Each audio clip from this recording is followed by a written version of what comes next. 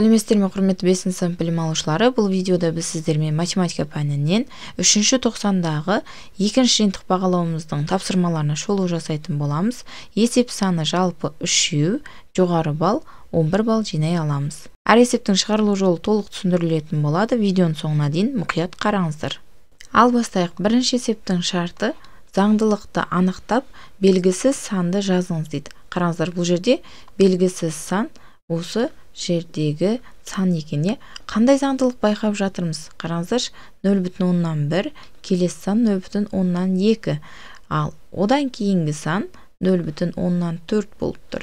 Байқаған болсаңыздар, бұл жерде келесі санды табуымыз үшін алдыңғы санды 2-ге көбейтуіміз керек болып тұр. Міне қараңыздар, 0,1-ді 2-ге көбейтсем 0,2 шығады.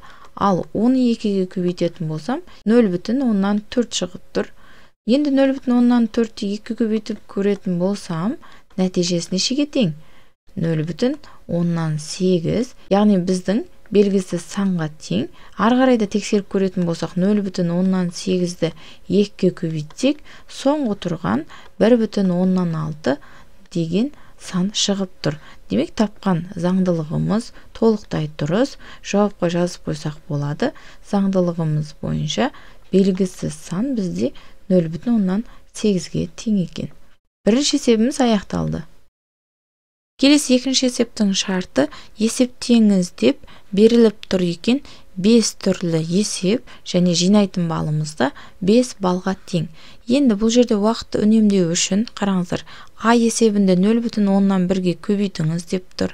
С есебінде 0,100-ге бөлу керек. Д есебінде 100 санына бөлуіміз керек екен. Бұлардың ережесін, яғни үтірді жылжытып қана тез-тез жауабын ала аламыз. Ал есептеп бірден жазып қояйықшы. Қараңыздар, Асы 6,1239-ға тең жауабы. Неліктен? Себебі біз 0,1-ге көбейту кезінде солға бір қадам үтір жылжытамыз. Келесі 6,3-ті бөлуіміз керек екен 0,100-ден 1-ге. Үтірді 10-ға қарай 2 қадам жылжытамыз. Жауап 630-ға тең.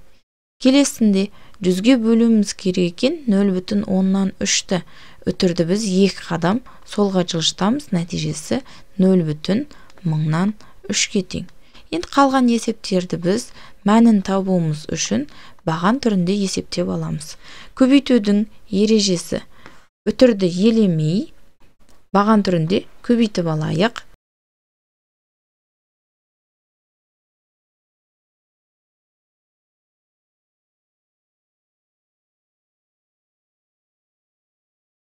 Баған түрінде көбейтіп алдық. Нәтиже 25324-ге тең екен. Енді жауап осы күйінде қалып қоймау керек. Білесіздер, соңғы жұмыс міндетті түрде үтірді қойып алуымыз керек. Санайық. Бірінші ондық бөлшекте үтірден кейін 1 цифр бар екен. Екіншісінде тағы 2 цифр тұр үтірден кейін.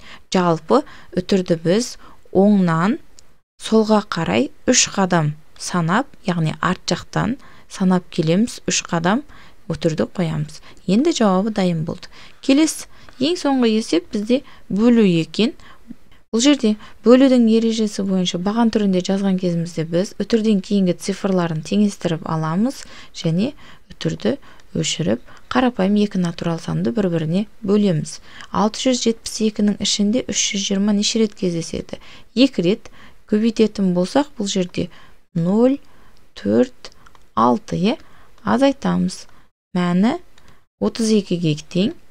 32 саны 320-ға бөлуге жетпейді. Жетпейді деген сөзіміз үтір еді. Ол бізге 1-0 алуға мүмкіндік береді. Нәтижесін жаздық. Мәні дайын болды. Жауапқа жазып қояйық. 2,1. Бұл есепте осы 2 баған түрінде есептеуімізді ғана жазсақ жеткілікті екен. Толықтай 5 балды ала аламыз. Ары қарай ең соңғы 3-ші есепке назар аударыңыздар. Бұл мәтінді есеп, шартын міндетті түрде алдымен мұқият оқып аламыз. 2 жаяу адам бір пункттен бір мезгілде қарама-қарсы бағытта жолға шықты. Енді сызба нұсқасын Сіздерге түсінікті болу үшін жоба мен сызба нұсқасын дайындап қойдым. Қараңыздар, ары қарай оқиық. Бірінші жаяу адамның жылдамдығы 4,2-ге тең, екіншісінің жылдамдығы 4,5 км сағатқа тең. Арада 2 сағат 24 минут уақыт өткеннен кейін олардың ара қашықтығы қаншаға тең болады деген сұрақты қарастыруымыз керек екен. Есептің берілгені түсінікті болды деп ойлаймын сіздерге. Енді білесіздер, мәтінді есепте бірінші кезекте біз қысқа шартын жазып алуымыз керек. Бізге беріліп тұрған мәндер бірінші және екінші жаяу адамның жылдамдықтары және арада өткен уақыт беріліп тұр. Табуымыз керек олардың ара қашықтығын.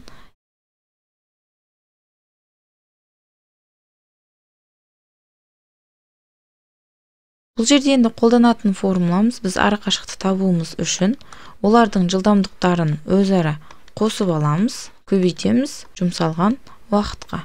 Енді байқаған болсаңыздар, бұл жерде уақытты толықтай сағатқа айналдырып алуымыз керек. Бұл жерде минутты сағатқа айналдыруымыз керек болып тұр. 24 минут дегеніміз ол 60-тың 24 бөлігіндей сағат.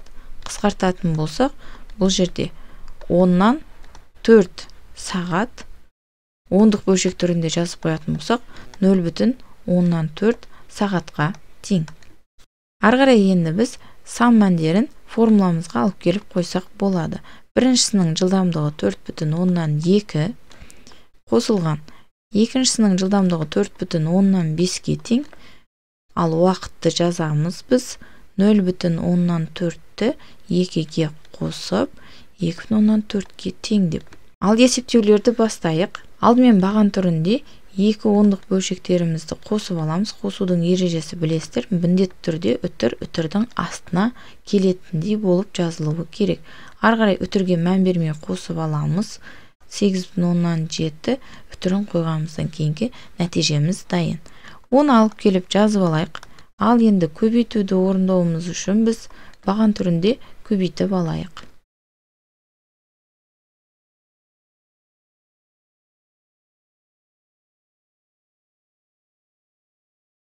Нәтижеміз дайын. 20,188 өлшем бірлігі бұл жерде қашықтықтың өлшем бірлігі километрге тең. Осымен жауабымыз дайын.